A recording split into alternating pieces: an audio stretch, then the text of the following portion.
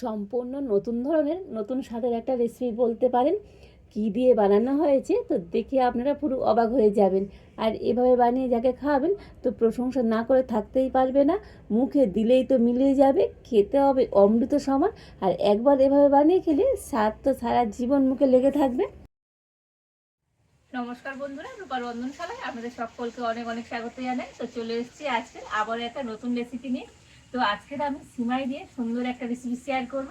তো রেসিপিটা বানানো যেমন সহজ, খেতে দারুণ লাগে।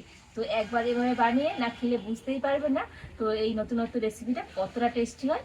তো আপনারা সঙ্গে থাকুন আর প্রথম থেকে শেষ পর্যন্ত পুরো রেসিপিটা দেখতে থাকুন। আশা করি আজকের রেসিপিটা আপনাদের অনেক ভালো লাগবে।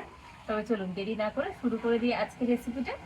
তো দেখুন এখানে আমি নিয়ে নিয়েছি লাচ্চা সিমাই, যে একেবারে যে সরু সিমাইটা হয় তো সেই সিমাইটা নিয়ে নিয়েছি। আর এবার আমি এই সিমাইটাকে একটা মিক্সি জারের মধ্যে নিয়ে নেব।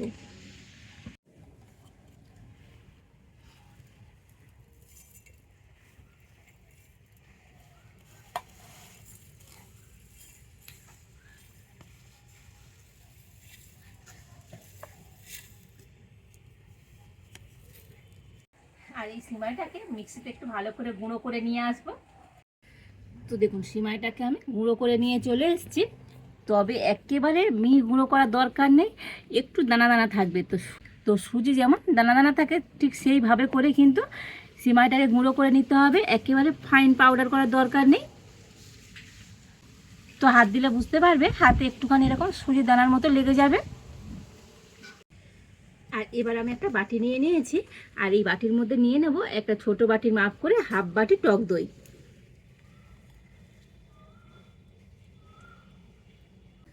টক দইয়ের মধ্যে দিয়ে দেব অল্প একটু সামান্য পরিমাণে লবণ,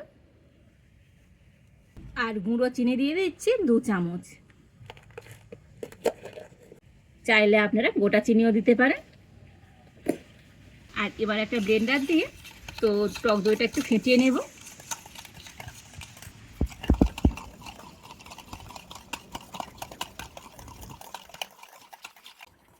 তো টক দইটা আমি মোটামুটি 5 মিনিট ধরে একটু ভালো করে ফেটিয়ে নিয়েছি। তো দেখুন টক দইটা কিন্তু এইরকমভাবে একটুখানি ফেটে নিতে হবে। দেখবেন ফেটাতে ফেটাতে একটা ক্রিমি ক্রিমি ভাব চলে আসবে, ঠিক এইভাবে করেই ফেটিয়ে নিয়েছি। আর এবার আমি একটা এখানে বাটি নিয়েছি, তো যে বাটি মাপ করে আমি 1 বাটি টক দই নিয়েছি আর সেই বাটিটা নিয়ে নিয়েছি। আর এই বাটি মাপ করে আমি এই সিমাইয়ের গুঁড়োটা দিয়ে দেব। তো দেখুন এখানে আমার কিন্তু 1 বাটি সিমাই গুঁড়ো হয়েছে, মানে যতটা সিমাইয়ের গুঁড়ো হবে তার অর্ধেক টক দই নিয়ে নিতে হবে। আর এখন আমি এই সিমাইটা টক দইয়ের মধ্যে দিয়ে দেব।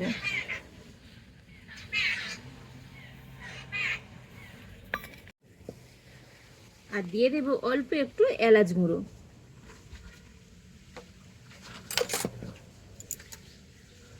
তো আবার আমি ভালো করে মিশিয়ে নেব।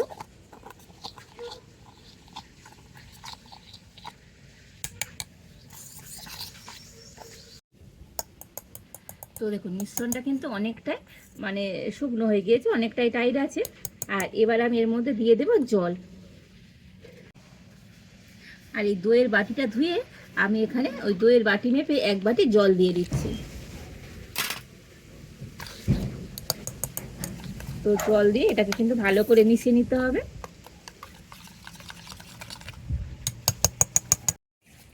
তো দেখুন জল দিয়ে ভালো করে মিশিয়ে নিয়েছি।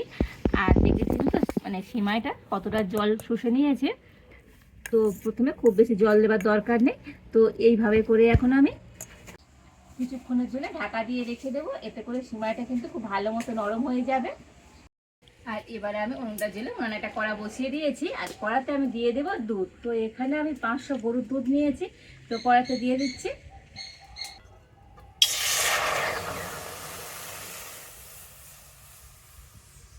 আর এই লিকুইড দুধের মধ্যে আমি দিয়ে দেবো 1 বাটি গুঁড়ো দুধ।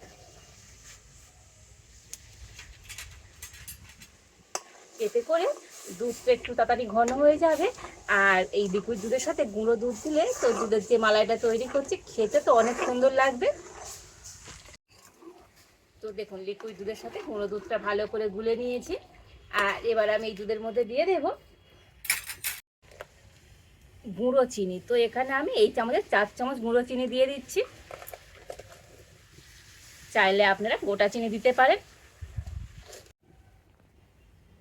তো মিষ্টিটা অবশ্যই আপনারা আপনাদের স্বাদ মতনই দেবেন।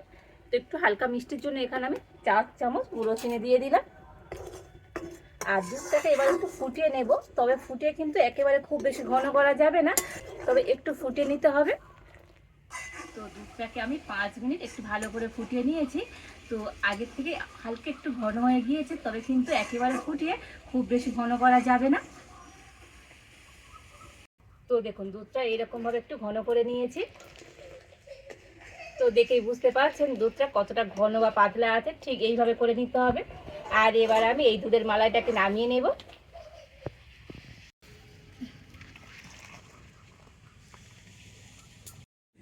আর এই দুধের মালাইটাকে আমি ঢাকা দিয়ে রেখে দেবো, এতে করে মালাইটা গরম থাকবে।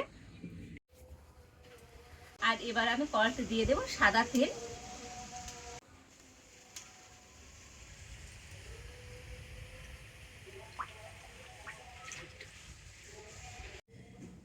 আর এবারে আমি সিমাইয়ের ব্যাটার থেকে ঢাকাটা খুলে নেব।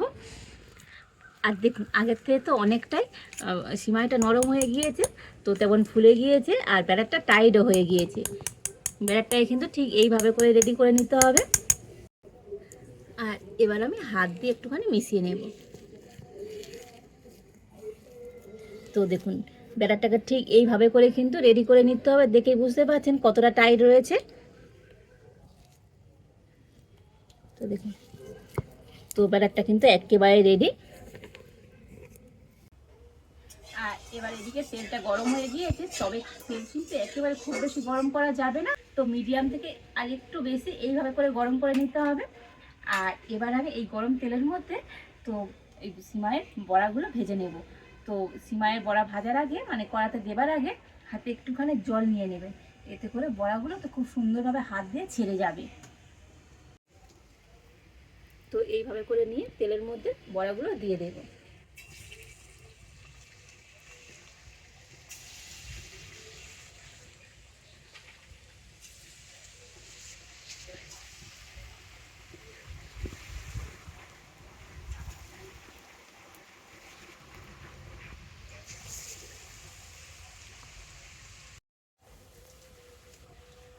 তো প্রথমবারে অল্প করে একটু দিয়ে দিলাম।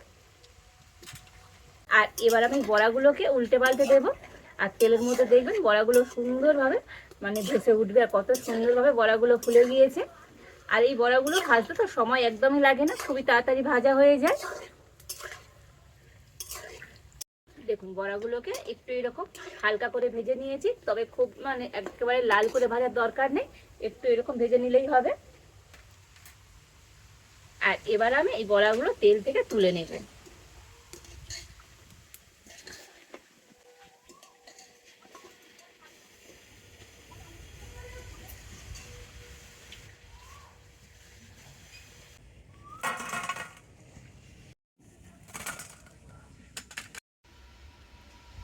আর এই একইভাবে করে বাকি সমস্ত বড়াগুলো ভেজে নেব।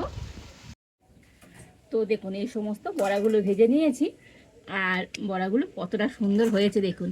তো হাত দিলে বুঝতে পারবেন, দেখুন একদম মুচমুচি আর ভিতরে কিন্তু নরম। তো দেখুন কতটা সুন্দর হয়েছে এই সিমাইয়ের বড়াগুলো। আর এবারে এদিকে যে দুধের মালাটা তৈরি করে রেখেছিলাম, তো এটা গরম আছে ঢাকা দিয়ে রেখেছিলাম। আর এই গরম গরম দুধের মালাইয়ের মধ্যে এবার আমি বড়াগুলো নিয়ে দিয়ে দেবো।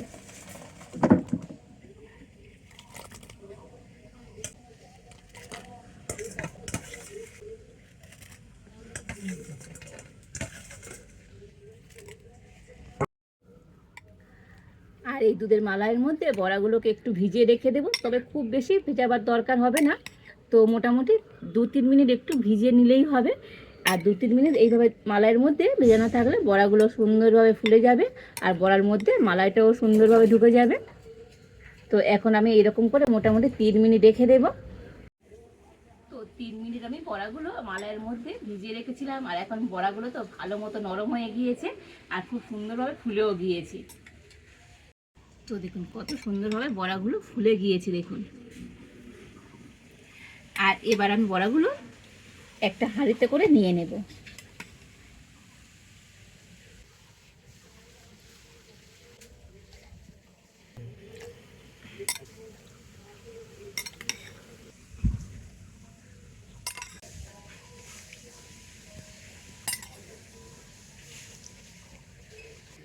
তো দেখুন সমস্ত রসমালাইগুলো একটা হাঁড়ির মধ্যে করে নিয়ে নিয়েছি। কত সুন্দর দেখতে হয়েছে দেখুন আজকে এই রসমালাইগুলো। আর মালাইয়ের মধ্যে ফুলে তো একেবারে টইটুমুর হয়ে গিয়েছে। তো দেখেই বুঝতে পারছেন অসম্ভব সুন্দর হয়েছে আজকের এই রসমালাইগুলো। আর এবারে একটা কেটে তো আপনাদের দেখাবো আজকের এই রসমালাইগুলো ভিতর দিয়ে কতটা সুন্দর নরম হয়েছে।